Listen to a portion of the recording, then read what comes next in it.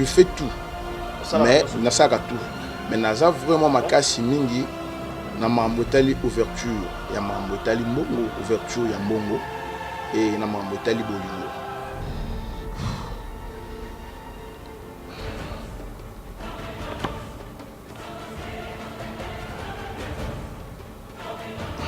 Je pense que toujours mon âme. Voilà. Il y a là qui 1000 francs congolais.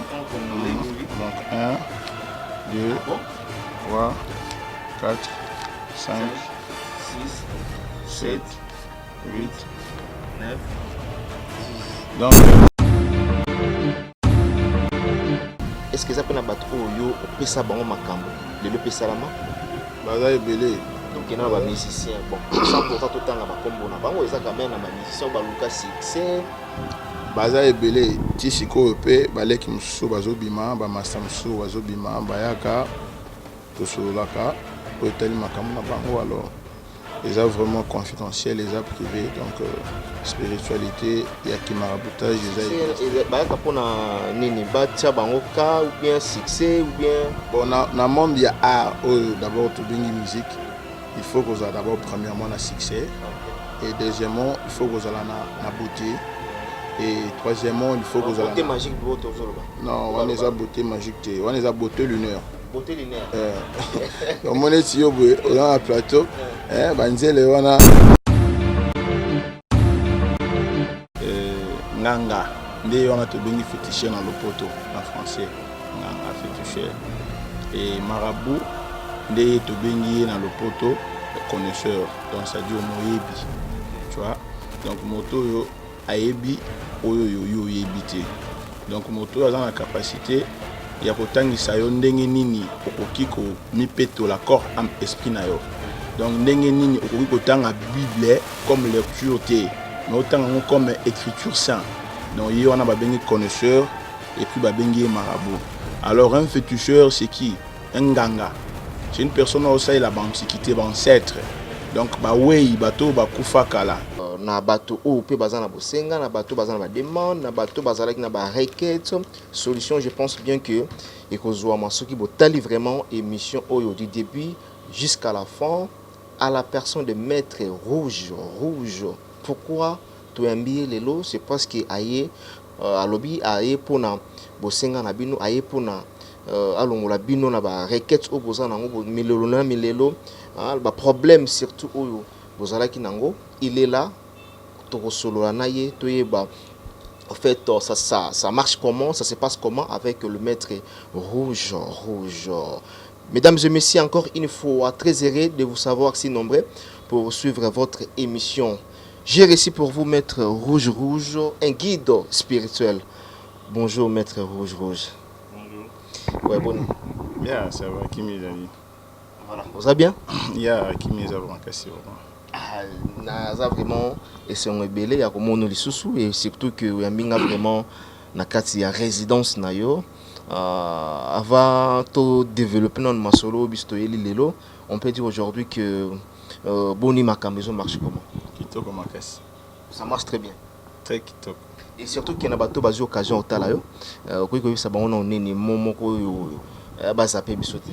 Ya Kimieza na bango donc bazala toujours à la lune balanda émission du début jusqu'à la fin donc voilà. Directement nous allons passer na ba jeu de questionnaires na biso Maître Rouge. D'abord par sa définition, pourquoi seulement rouge?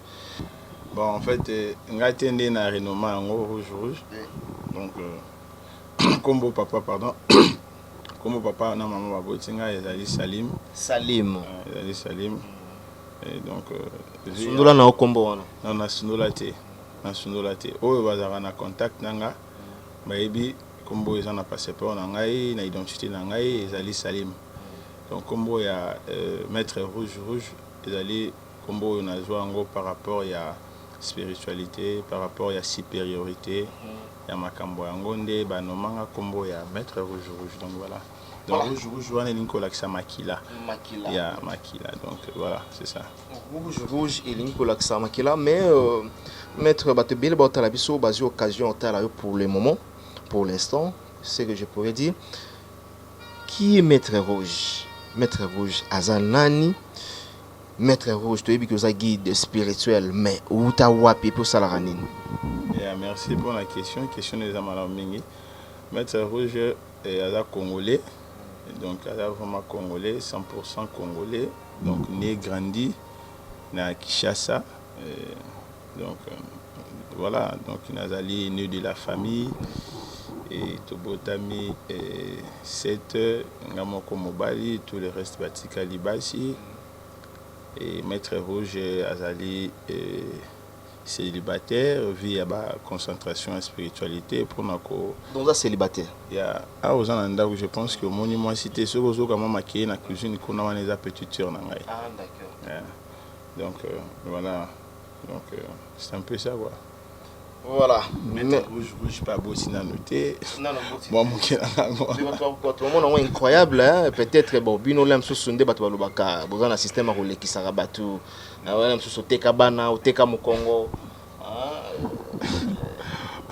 pour la spiritualité ko la lesusu makasi maître. Bon en fait ngai na 8 ans na vie na ngai ya ko se donner na spiritualité ezalaki mpo na te na lingaki donc ezalaki mpo elukaki ngai epris na bengamaki na yango tu vois eza facile te spiritualité eza dur tu vois donc na vie nazala na besoin ya kozala na mwasi na ndako nazala na besoin mpe bana bapanzelanga babiloko na ndako na mpe na besoin na lamuki boye naki na chambre mwana natuni olamuki ndenge nini tout consort mais vie ya kolinga makambo oyo mpona kosunga mpe peuple na ngai précisément congolais ando ya congolais na étranger pays mosusu tout consort nde moniki naza vraiment exigé ya kozala nanu boye donc voilà. Et ça par volonté ya nayo ou bien par volonté ya eza par volonté na ngai te eza par volonté ya divinité soit ya spiritualité oyo nazosala nde esengi kino nazala nanu bole kina kota na bapotopoto moko bomoni kino na kozala un peu perturbé nazala vraiment beaucoup plus na kati ya baconcentration te donc voilà. Par exemple moi Simon Boye oyo pe asepeli na yo aza na posa olatisa elo pete routier toujours mopanzi olanda nano spiritualité na yo comment? Bon en fait spiritualité eza vie na ngai donc yango nde eza vraiment vie na ngai tu vois yango vie na ngai mais eza souhait na ngai un jour qui non il faut na bala na assumer ba responsabilité na ngai tant que parent mais pour le moment donc nous allons nous prêter donc voilà. Là aux autres bah souhait na apparemment c'est comme si bazo privé yo liberté na yo bazo privé mambebele na spiritualité na yo ya na vraiment ndengona pour le moment tu te sens l'aise ya ko privé yo ba sentiment ya mokili mambebele. Bon en fait ngai na sepela nango pour na linga bongo pour na linga pe makambo wana donc voilà. Voilà, nous continuons toujours avec Maître Rouge dans votre émission Otoyambaka, différentes personnalités. Il y a Katia Mboka Oyo, donc les lots, qui sont sur le terrain, Maître Rouge, parce que c'est un bandé comme Soussou. Ça la émission, tout le monde a bango, mais la résidence n'a bango, tout est baraté. Alors, Maître Rouge, n'a pas de bon talabiso. Parce que les lots, ils ont traité bino, n'a évité. Quelle est la différence entre Nganga? Quelle est la différence entre féticheur et nganga? Donc, la différence est en fait. Marabout aussi. Ah ok, merci. Mon tour non est dans ma langue na ce pays là autre. Nganga, ndé on a te bengi féticheur dans le poteau en français. Nganga féticheur. Et marabout, ndé te bengi dans le poteau connaisseur. Donc ça dit au moyebi. Tu vois? Donc moto yo ayebi oyo yo yebité. Donc moto a la capacité ya kotangisa yo ndenge nini okoki ko mipeto la corps âme esprit na yo. Donc ndenge nini okoki kotanga Bible comme lecture té mais autant comme écriture saint. Donc yo on a ba bengi connaisseur et puis ba bengi marabout. Alors un féticheur c'est qui? Un nganga. C'est une personne aussi la antiquité ba ancêtre. Donc ba wei bato ba kufa kala ndé on a ba bengi nganga. Alors il y a une grande différence entre un marabout et un féticheur. Donc voilà. Alors, Maître Rouge, c'est un féticheur ou un marabout? Un connaisseur. Bon, en fait. Féticheur Toloba. Non. Féticheur, ils ont. Yo marabout Toloba. Yeah, c'est ça. Yo marabout. En tout cas. Donc, maître Rouge, Aza Marabout. Alors, maître Rouge, Nabato Batalayo, est-ce qu'il y a aussi des cas où il traite on peut approcher à Zupe Solution? Oui, notre travail mais il n'y a pas de problème. Et le coach qui non maître Rouge Aza Marabout. Bon, en fait, ngai na eu évocation dans la catégorie. C'est normal, Aza Marabout. Ya. Pe mingi peut-être bazolandanga o baza abonné na chaîne nanga, baza pe abonné na ba chaîne mususu o balandanga ba différentes sortes d'émissions, ba yebi ki naza Marabout. Ya, naza Marabout. Bon, en fait, ngai na eu évocation nanga na bengami na kati ya islam. Donc pour nana mona o ba bengi monde subtil, monde des esprits, monde des anges, monde divin, et ça à travers islam. Mais en dehors de l'islam, na jutan autant et pas prêtre abbé na Gabon, on a Pointe Noire, donc au babengi exorcisme, l'angiologie, litanie des saints. Tangela on ya na tangela on a même na ba brevet na chambre nanga. Donc na meka un peu ko talisa moi moke concernant makambo etali qui maraboutage na qui fait toucher. Donc entre nous différents ces allées. Ngai na ko initier moto. Donc yé pas comme agude, même fait toucher nganga au salon moté. Tu vois, il y a Zawana pour WhatsApp, le qu'on a rouge, à Kangababitendi, il y a Zonga tout consort. Donc, à quoi peut que bon, parce que n'a pas besoin qu'à moi, n'a besoin qu'à moi, moqué, il y a Kolobake, un féticheur, c'est un sorcier. Tu vois, la sorcellerie, excusez-moi, on va entre parenthèses. La sorcellerie, c'est quoi? La sorcellerie est la pratique magique. Est-ce que vous comprenez? Dans la pratique magique, toujours magie blanc. Magie noire, magie rouge. Alors, moto ba bengi sorcier, azapé connaisseur. Moto a yebi, ngana yo peut-être au yebité. Est-ce que vous comprenez? Voilà. Alors, et comme il y a sorcellerie négative, tant on veut utiliser par exemple la magie noire pour na ko boma bato, soit magie rouge pour na ko pe ça va être mauvais sort. Mais moto veut utiliser par exemple même sous magie blanc, c'est un bon sorcier. Ah bon? Est-ce que vous comprenez? Parce que dans la magie blanche, tout le monde a sacrifice humanité. Donc, les awana pour na peut-être un problème boye tout comme ça, voilà. Donc je suis un marabout et en même temps je suis un exorciste. Voilà, le sacrifice humanité na bato pe batala yo le bi marabout. Peut être sur détail, en tout cas j'ai bien compris, donc on a ba précision na yo. Maître rouge. Est-ce que yo pe na ko ya koloba déjà na sentir que yo ba sacrifice humain ezati même pas. Alors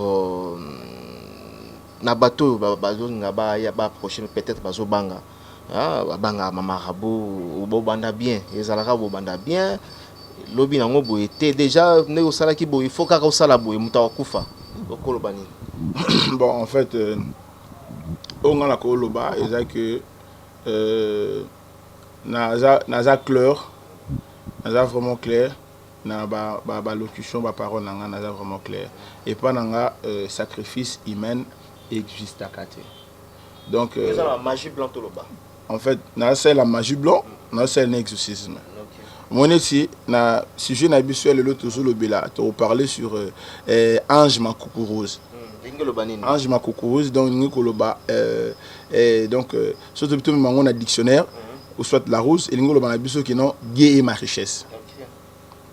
Tu vois, donc Nzambe azabozu abondance nanga c'est dié. Nesi na kasi wana to ça moi ba pratique mo mukia aboye.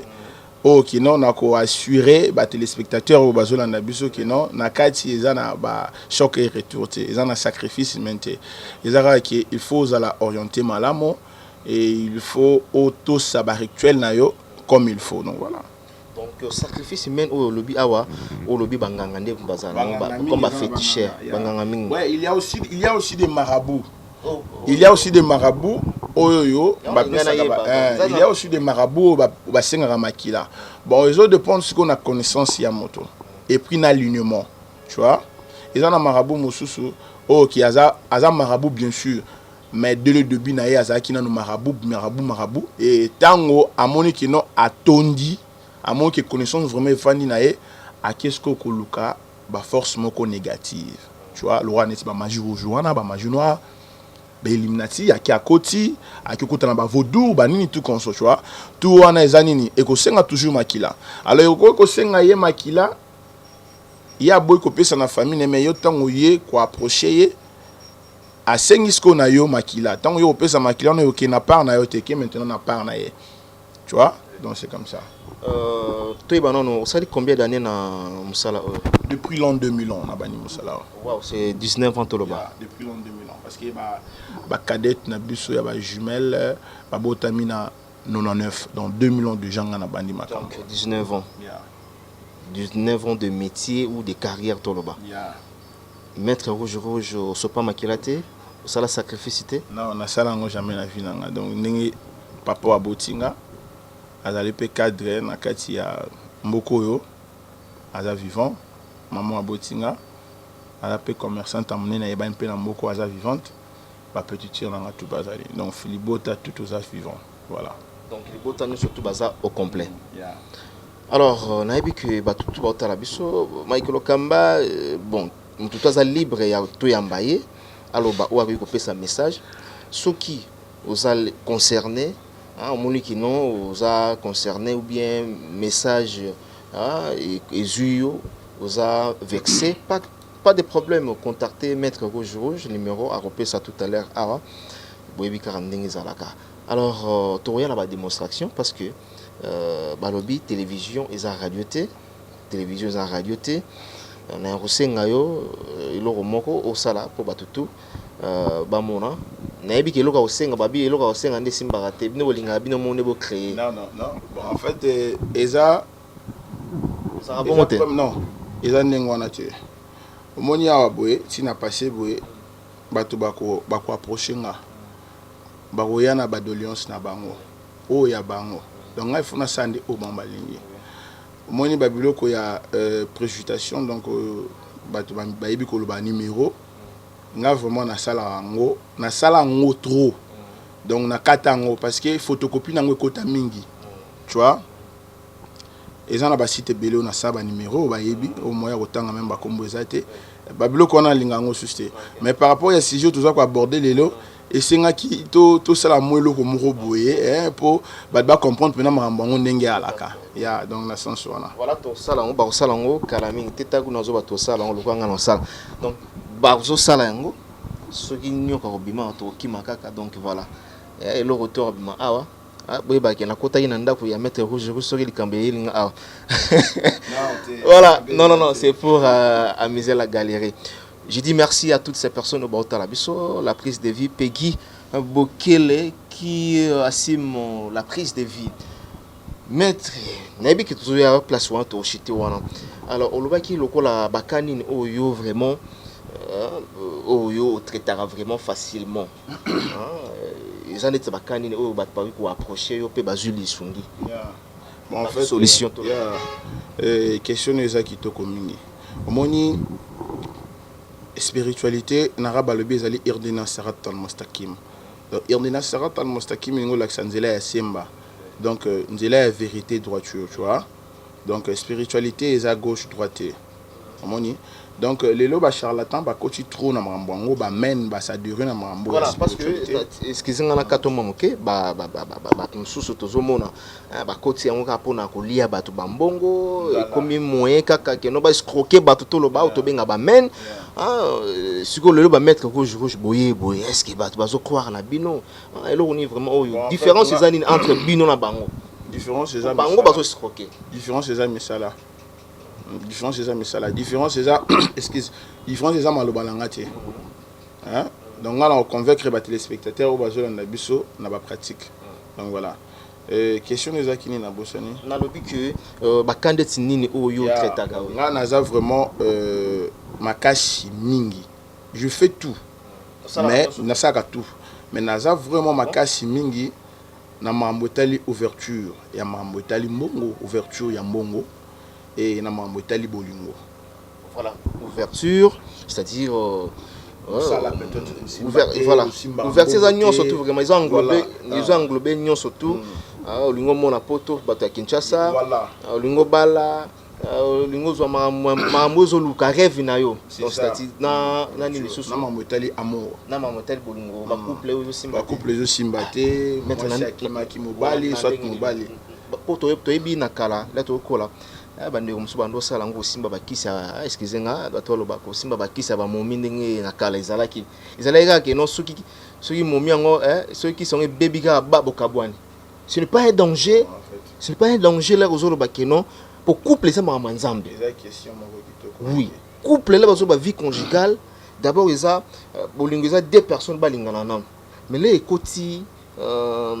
ekoti ni spiritualité wana oyo ba awa ils sont en danger à mettre ngala yo poto vivre les loyo eza grâce à spiritualité donc eza grâce ya nzambe ndengana lo toujours vivre alors nengo zolo ba kisi ko kata e ko sukabo et oui qui c'est pour la qui c'est pour la eza kisi mais est-ce que a to parler sur qui c'était to parler sur la divinité il y a supériorité est-ce que tu comprends to parler sur la divinité moko boe positif OK to sali lelo lobi epesi biso effet inchallah ozolanda voilà nako pes exemple toujours psaume 45 toujours premier verset non toujours deuxième verset tina quatrième verset ba téléspectateurs bolanda biso ya donc du deuxième verset tina quatrième verset totangi yango au mona kino nzambe ndi aza bolingo et c'est lui qui donne l'amour c'est lui qui donne de bonnes relations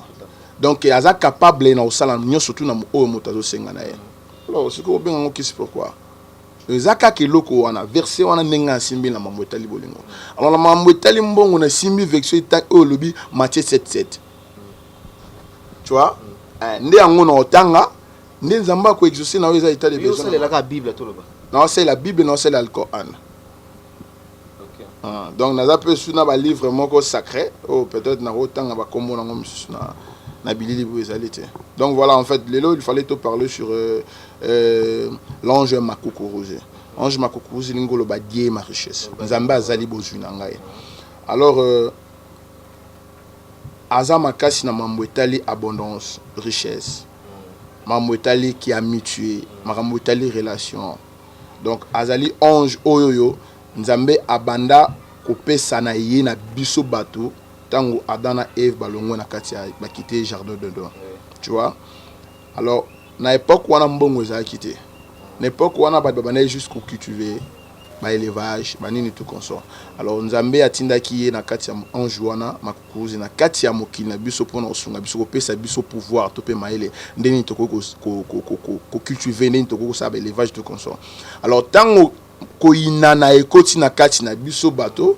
moki muninga oyoyo muninga oyoyo azo tonga malamu muninga oyoyo bilanga na ezo teka mamingi muninga oyo makamne ezo kene liboso okoteli ye motema mabe oske obomie tu vois ba motema mabe ba force négative wana ndé yaki osani ni ange Makukuruzi asani ni akité arde donc mabele na biso a quitté mokili na biso mais ba connaisseur ba ekotangisa biso susu malgré tout ko kendi na ye ko zonge pas etata mokili na biso nzambe il y a des secrets oyo ke so mutazana ngwa ko interpeller aye ko sunga un état de besoin na ye donc voilà c'est ça et za la même makambo etali bolongo ye Makukuruzi ange wana ko sunga yango parce que azo zongi ça peut ba couple donc ba divorce et tout consomme makambo etali bolongo pardon s'il vous plaît ba divorce les deux salami trop na monde c'est tout ba tout mon plus beaucoup na niveau ya poto makambo zo ba au maître na éviter ba divorce ba kabwana ba ko ki pe ko zonga na quel que soit année quel que soit durée ba ko zonga na bango ba ko zonga na délai moko déterminé voilà toujours ya kaka wana avant que tu les kana deuxième étape bato baotala biso peut-être baondi mate bamonaka ke non Mike Lukamba yambi c'est là awa na Congo oza pe na bato oyo pe baapprocha yo bata minene comme toloba au cadre ya mboka bata politique je dirais aussi ba musicien et aussi ba journaliste pourquoi pas parce que surtout tous dans le domaine tous ba célébrité toloba est-ce que ça pe na bato oyo opesa bango makambo les Lopé Salama. Baza ebele. Donc il y a des musiciens. Bon, 100% tout le temps, comme bango, ils ont quand même des musiciens, baluka succès. Baza ebele tisiko pe baleki mususu bazobima ba master mususu bazobima bayaka to solaka o etali makamu na bango alors les a vraiment confidentiel les a privé donc spiritualité ya ki maraboutage les a bayaka pona nini batia bango ka ou bien succès ou bien bon na monde ya art d'abord to bengi musique il faut que ça d'abord premièrement na succès et deuxièmement il faut que ça na beauté. Et troisièmement, il faut que vous ayez... Beauté magique, non, on est à beauté magique, on est à beauté lunaire. Beauté lunaire. Donc, on est ici on a un plateau. Banzele, on a... Bazaka na Kisangani. Bazaka na Boma. Tant bateau là, on a qui non, ces garçons est mignon. Donc voilà, dans le sens où on a... Naturellement, mais ils sont toujours naturel. Ok. Ils sont toujours naturel. Et ça qui cité papa, oh là là. Et ça qui cité, Nzambaza Filinté, Nzambaza Beau. Je dis parce que depuis que tu appelles un musicien, album et cause à la son succès, la commission peut la succès et Tanguy peut la Kinshasa. Son peu qui a fait sa sacrifice humain, son qui a sacrifié mon. Quelles sont les conditions oyo? Conditions d'arranger. Bakata mutu antaba. Nakati wana ba conditions. Makile sopana. Nakati ba italien. Non non. Tu es bien. Banso lo balaba. Bakenda ba Congo kuna po bakenda olia ba nini we. Donc conditions ani. Et pas nanga ba conditions até. Et pas nanga il n'y a que de principes. Donc par exemple le principe ni na kokopé ça. Na ebisio qui est parti à 15h. Nous avons une prière. Alors, il faut jouer prière au soit combo on a copié ça par exemple combo Elohim, par exemple M. El Shaddai, par exemple M. Emmanuel. Soit tanga yango M. 7 fois. Tango tanga yango zala concentré, il faut en a bougie blanc, soit bougie Pascal moko ya bleu liboso na yo, soit vert liboso na yo, tanga combo en autant de fois. Et ça principe faut respecter yango. Au cas où tu as respecté ta belle liboma? Non, liboma te au cas où que respecter te au paix sa biso victoire te. Tu vois, au pays c'est une victoire. Et convenir ça t'es convenir ça au pays c'est une victoire. Donc tous allons obliger, il faut tout bander la luce. Tu vois, dans le sens voilà. Merci, c'est bien compris. Je pense bien que vous avez des biseaux, tout le la biseau, tu maintenant la deuxième étape. Donc je pense que je réponds au nom de Maître Rouge, un guide spirituel. Pour la monnaie Rouge, et ça. Là tu as chaque jour ou bien quand pour l'émission? Non, pour l'émission, tu as une assez qui n'a toujours boué. Donc, ils ont pour été. Bon, en fait, en dehors de ça, d'abord, on a l'ingana. Que fait-il d'être pas bien sur la tendance? Car rouge. Grâce au tel même. Fait si boué, il y a un déroulement balé ou la tendance. Non, là, ta couleur n'est surtout. Même noir, même blanc. D'abord, on a l'ingara mingi. Na matanga ba mono chore. Na lingara mingi rouge. Et puis na blanc. Na bleu. Voilà ma couleur préférée na ngwana. So bi même otala po ba otiko ça la ngamusa moko na voiture ezana se. So ota même voiture na ngamoko parmi ba voiture au moins na ki rouge ezanga te. Ozolanda. So na même na kati ya chambre nanga au moins na kino rouge ezanga te. Ezana d'abord couleur préférée nanga. So to même je suis sur la croix. Oyoyo et sauva biso. Ezamakila. Tu vois? Donc dans le sens où on a quoi. Je réponds au nom de Maître Rouge. Donc, sujet Nabiso, vraiment, Zalaki, tu vas parler sur Ange Makokorouzé. Et c'est un ange, au combo naïe, là, qui ici, Dieu est ma richesse. Donc, un ange, au Yakoki, qui a aidé. Donc, on a déjà, donc, on peut de façon qu'ils ont retrouvé bonheur, abondance, on retrouvé Moussalamalamu, on retrouvé surtout aux alliés positifs dans la vie. Alors, na part nanga, j'ai des comptes à rendre na Batumoko. Donc, je me bien que na sengana aide, binope pour profiter comme on a aide au ngana sengana aide. Donc, na mambo Italie abondance, mbongo na c'est liquidé na batuana na dette au na zanango. Donc voilà. Je pense que ceux qui congolais va zapper à Bazola na biso eza ba monnaie na biso ba bengango 100 francs. 100 francs congolais. Un caméraman ce que zoomé biso mamokiara. Donc, il y a 100 francs congolais. Il y a 100 francs. Il y a donc 100 francs les sous, donc ça fait le cola 2. Yeah. Voilà, ça fait le cola 300. Yeah. Donc 400. 500 francs. 600 francs. 700 francs. 800 francs. 900 francs. Voilà, et 1000 francs congolais. Voilà. Je pense que Bozolanda, Bozomona Malamo, Oezali, Pantocle Nanga. Et la Pantocle Nangaï. Donc, voilà.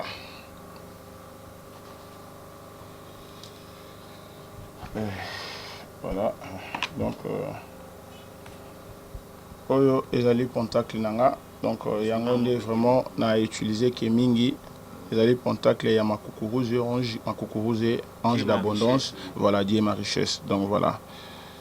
Et je pense qu'à la prochaine fois, qu'on parler sur Pontacle, les talismans et Zanini. Tu vois, il y a des gens qui par rapport à la conception à Bango. Donc il faut bailler bâti na babiloko. Il y a voilà. Donc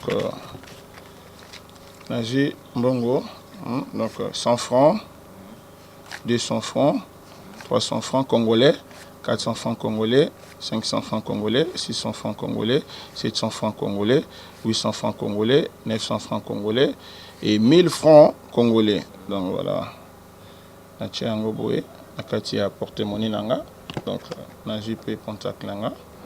Nachi yango po 100 yango dans moyen fonctionner vraiment que la te ya. Donc nachi yango boye. Ah, donc je nakangi yango.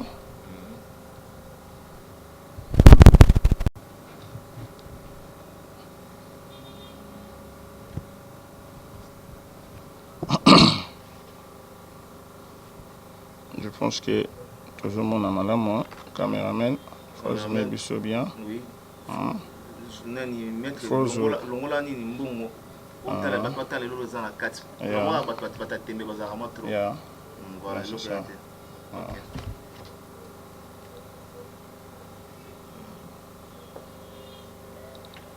Il y a 1000 francs, 1000 francs congolais, il y a.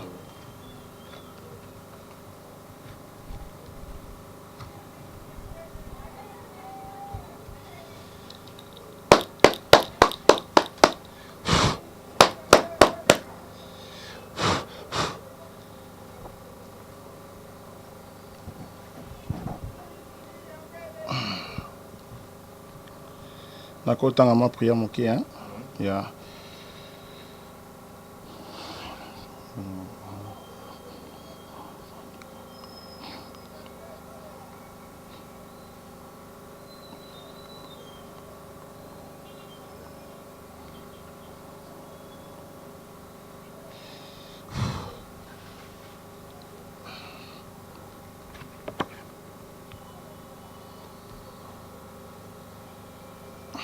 Je pense que toujours mon âme. Voilà.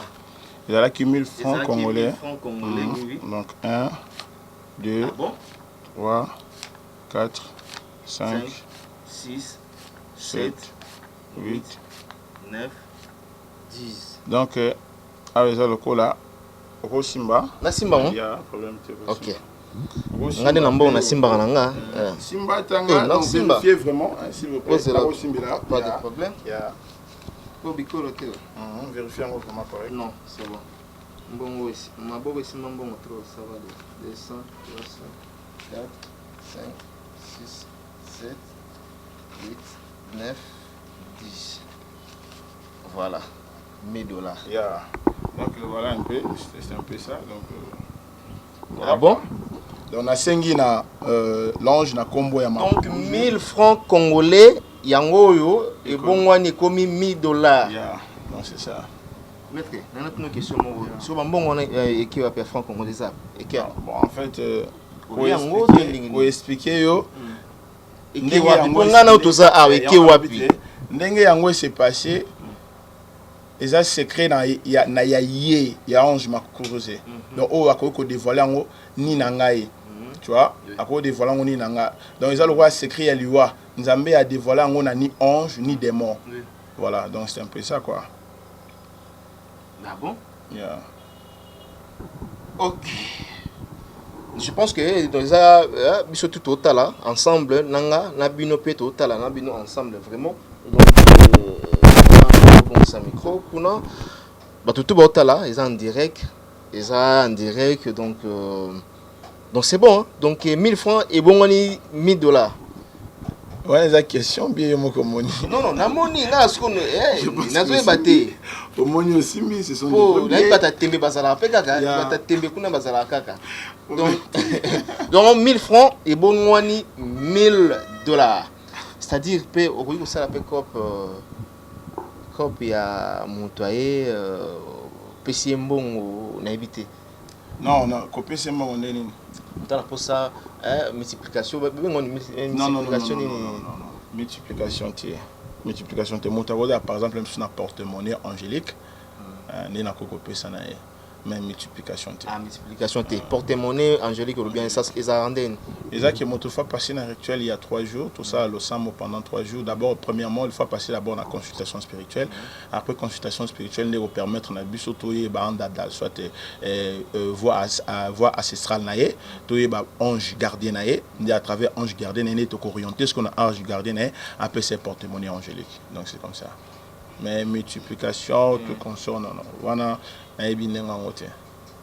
parce que balobaka c'est mon ma bêta c'est mon bois tout va talanga cordonnier tongaka sapato mais au tira le mot na sapato a bien dit batu balobaka bino ba marabu batamayele bopesaka bato mosolo mais bino mo bozana ngoti pour question mo rezo ya siko partout na Mike Lokamba tout na ngai azana combien de comptes bancaires pour ceux de jours ça la bese il faut dans la mbongo belé mon frère ngaza mbongo ngai mbongo ngana na mbongo uzandi bato balobaka te ya ba coordonner jamais ngana na mbongo na tambola makolo te na imdenga oluwe te ngana na mbongo tu vois ngana na mbongo elo ngana luka mingi na bato c'est premièrement d'abord sa relation tu vois les relations et puis na ko gagner porte ya paradis pour ngai donc voilà c'est un peu ça là c'est obligatoire pour nanga mais kokota paradis eza hokma nzambe donc ça dit na ma nzambe nde muto akota paradis donc c'est ça voilà pour que chuter na biso et loko eza na sima na moni souki mo ba benda j'en profite aussi un peu sa numéro pour ma question sur comment non mono ka boye ba question zo ya j'en profite aussi un peu sa numéro nanga ya nani comment dire il y a WhatsApp mais on a WhatsApp eza plus 243 89 27 79 518 plus 243 89 27 79 518 donc maître rouge guide spirituel voilà il y a numéro ya WhatsApp il y a WhatsApp donc Nazara toujours en ligne voilà loko sali ya soukou les applications significatif comment c'est significatif voilà la prochaine émission est au solo pour là prochaine émission Toro Solo là nous sommes arrivés à la fin moni ne ko yebisa bandeko o bazo banga nanu na bandeko oyo bato mususu balia bango bambongo ezana bateko mususu ngana yebi ba faire même que ba lopango ba kotisa bandeko mususu ngana yebi ba kotisa bandeko mususu pour que ba puyango sur le plan spirituel bandeko na balia bango bambongo lopango simba te mais lopango na bango siko na bandeko oyo bazana ba problème ebele oyo bazala peut-être escroqué par certaines personnes où tu bien qui tout à l'heure abamen. Bon en fait nako lobana bandeko soit bat les spectateurs au bazolanda biso que la spiritualité existe. Donc il n'existe pas une photocopie sans l'original. Donc au beaucoup de temps kinango eza photocopie originale ezali. Alors na ate pour nako mikomisa pour nako mpesa ba fleur tout concernant Nazana va pouvoir oyoyo naza capable de faire tout pour nous aider bino na différentes sortes de problèmes. Alors ils en a battu mususu qui non ça quand même pas comme même que ça na tembe qui a koloba qui spiritualité existe raté wana eza ko boya nzambe qui aza ko exister pour ngana bobongwana non ko bongwana comment kobonga Yesu Christ comme bikisi et sauveur mais ngana yebi Jésus Christ aza sauveur ngana yebi yango na yebi yango pe na salela kango mais oyo oloba nanga bongo il faut yeba ngo pe il faut salela ngo hein donc en fait ko ndenge congolais aloba que ignorance eza nango permis donc c'est-à-dire que boya eza nango permis quoi mais nga siko po boyanga il faut yeba tina ya nzambe pe il faut yeba tina ya satan po boyanga donc soko yebi tina na bango mibale na ndimite ke boyanga. Donc, rapidement, ma question est kaka. Il faut au salaire la pouvoir beaucoup qu'on a besoin. Bien sûr, je suis intéressé. En fait, au salaire peut bien. Nako bengi sakawa na centre nanga. Je suis un médecin, un praticien. Voilà, na sunga kamara mbotali bo moraïde, faiblesse sexuelle, éjaculation précoce, mbasu, nyokankando, comme panzi, mpese, tout consort. Voilà. Na obeng sakao ko ya même ata semaine toujours kota na obeng sakao ya même na bureau na ngabongo to passer émission avant na tikayo na Afrique awa parce que ba te belé so ya mi banga biso we na monde oza quantième ozo peser na quantième bon ngana za suka l'échec moi na suka ya na vraiment l'échec moi na suka nzambe te mais moi na suka ya nani non moi na suka ya nzambe te pompo bana suka nzambe bazali biso to bana suka nzambe so yoza moi na suka ya nani yo salela nani yo tuni ngana salela ka Elohim El Shaddai nzambe o akila likona se mukolo mabele otonyata ala subhanahu wa ta'ala ndeye o ngana salela ka mais na ibi pe Lucifer existe OK parce que dans la commune eloko boye et comment mi wap na Bible 1000 francs comme $1000 yozolo ba mama nzambe na ebité bato to batala biso et comment mi wap na Bible vexé ni ba lobi o $1000 vexé pardon na kachima lo baté vexé le bité qui est 1000 francs et comme $1000 non vexé zolo baké soko senginga naza nzambe o apesa kana opesa na ça na croyance ya ebimi na croyance na croyance bien ko senga na konzima langa. Merci beaucoup. Merci mesdames et messieurs. Donc comprenez, c'est la fin de cet entretien avec Maître Rouge. Il est libre hein? Donc voilà, toyé boki akoki koloba. Donc vous en avez contacté le numéro plus 243 89 27 79 518. Le numéro n'est pas aux affiché au bas des écrans. Quant à moi, je dis déjà merci à toutes ces personnes qui nous ont suivis du début jusqu'à la fin, à la prise de vie. Peggy Bokele, je n'oublie pas Willy Moucheni qui nous suit depuis quelque part.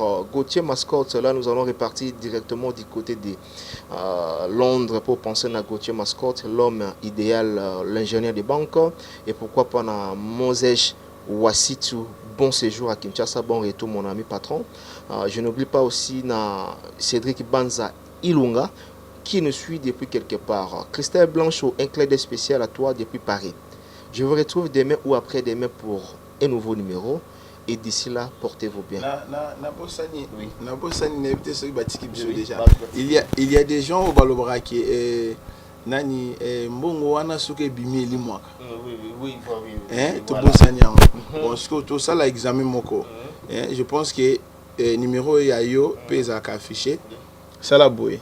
Kende na bio moko donc na kabelio. Kabelinga. Ah, merci beaucoup. Donc Kinango, Lala Lango, Bongo Sko, le Barana Bissogi, Bungaka, Kaka. Le bien match, hein? Donc voilà quoi. Merci beaucoup. Prévenez que Sali, j'ai ce lobby que Batwalo Bakambon et Limwaka. Bisso Tola Nango. Donc, on a un mousse, na oreiller. Total, sur l'imoité, je viendrai pour dire que... Merci beaucoup. On vous retrouve prochainement pour un nouveau numéro. Et d'ici là, portez-vous bien. Et Batoba s'abonner massivement et gratuitement. Il y a une chaîne Monde Spirituel TV. Monde Spirituel TV. Monde Spirituel TV. Vous s'abonner, juste une cloche là-bas, donc écoutez bino et le comoroté. On s'appelle na maté à Maître Rouge, au lingi